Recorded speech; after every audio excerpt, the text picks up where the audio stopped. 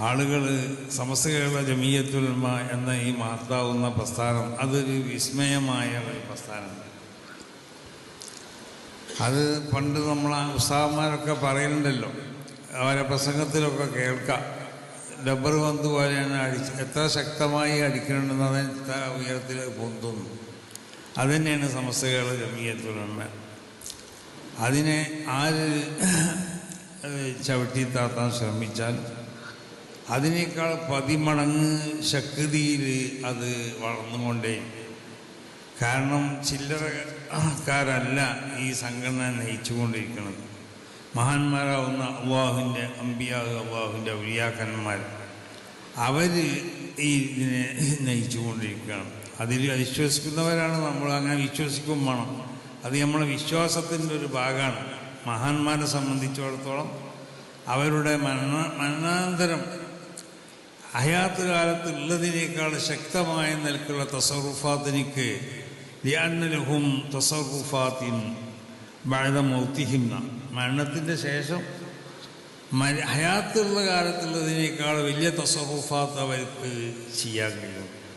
അങ്ങനെയാണ് അത് മഹാന്മാർ അവരെ ഗ്രന്ഥങ്ങളിലൊക്കെ അത് രേഖപ്പെടുത്തിയിട്ടുണ്ട്. മനുഷ്യരെ 3 രൂപമായി തിരിച്ചിട്ട് അതിനൊരു വിഭാഗത്തിനെ പറ്റി പറയണത് ഈ മഹാന്മാരാവുന്ന അള്ളാഹുവിൻ്റെ ഔലിയാക്കന്മാരെ സംബന്ധിച്ചാണ്. അവർക്ക് അവരുടെ ഹയാത്ത് കാലത്ത് ആത്മാവ് ശരീരവുമായി കൊണ്ട് ബന്ധപ്പെട്ട് നിൽക്കുന്ന കാലത്തുള്ള തസറുഫാത്തിനേക്കാൾ, ക്രിയവിക്രയങ്ങളെക്കാൾ വലിയ ക്രിയവിക്രയങ്ങൾ മരണശേഷം അവർക്ക് ചെയ്യാൻ കഴിയും. അങ്ങനെ നമ്മൾ വിശ്വസിക്കുന്നു. ഇത് നമ്മുടെ വിശ്വാസത്തിൻ്റെ, അഹ്ലു സുന്നത്തി വൽ ജമാഅത്തിൻ്റെ വിശ്വാസത്തിൻ്റെ ഒരു ഭാഗം കൂടിയാണ്.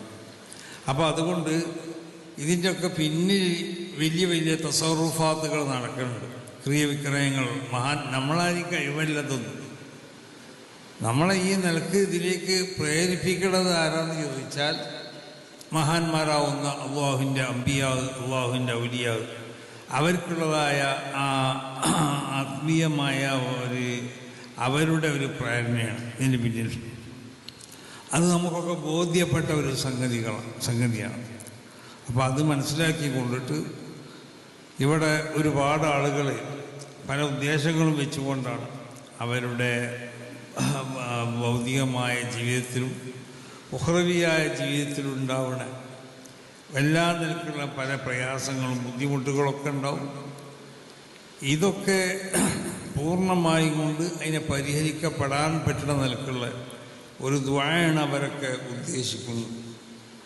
അപ്പോൾ ആ നിലക്ക് അവരുടെ എല്ലാവരുടെയും ഓരോ സമസ്തക്കാരനാവുന്ന ഓരോ കുട്ടികൾ മുതൽ വലിയവർ വരെയുള്ളവർ, സ്ത്രീകളടക്കമുള്ളവർ, ഇവരൊക്കെ ഇതിലേക്ക് എന്തായിട്ടുണ്ട്, അവരെ കഴിവിൻ്റെ പരമാവധി അവർ സംഭാവനകൾ അർപ്പിച്ചിട്ടുണ്ട്. അങ്ങനെയുള്ള മിഖ്ദാറു മുഹ്ദിൻ യുഖ്ദറുൽ ഇഹ്ദാഊന. അപ്പോൾ ആരെത്ര കൊടുത്താലും ആ കൊടുക്കുന്നവൻ്റെ അവസ്ഥ നോക്കിയിട്ടാണ് അവൻ കൊടുക്കപ്പെടുന്നതിനെ നമ്മൾ കണക്കാക്കേണ്ടത്. അങ്ങനെയാണ്. ചില ആളുകൾക്ക് 1 കോടി കൊടുക്കാൻ കഴിയും, ചില ആളുകൾക്ക് 1 കോടി കൊടുക്കാൻ കഴിയൂല. 1 കോടി എന്നുള്ളത് അവൻ്റെ സ്വത്ത് എന്നുള്ളതായ ചിലപ്പോൾ 4-1 ആവില്ല, അതിൻ്റെ 10-1 ആവില്ല, 8-1 ആവില്ല, അതിൻ്റെ പകുതി ആവില്ല, ഒന്നും ആവില്ല. അത്രയും അവൻ്റെ സ്വത്തിൽ നിന്നുള്ള ചെറിയൊരംശമായിരിക്കും 1 കോടി എന്നുള്ളത്. നേരെ മറിച്ച് 1 ലക്ഷം എന്നുള്ളത് ഒരുത്തനെ സംബന്ധിച്ചിടത്തോളം അവൻ്റെ സ്വത്തിൻ്റെ മുഴുവായിരിക്കും. അപ്പോൾ 1 ലക്ഷം തരുന്നവൻ ചിലപ്പോൾ അവർക്ക് വേറെ ഒന്നും ചിലപ്പോൾ ഉണ്ടായിക്കോണമെന്നില്ല. അതാണ് മിഖ്ദാറു മുഹ്ദിൻ യുഖ്ദറുൽ ഇഹ്ദാ.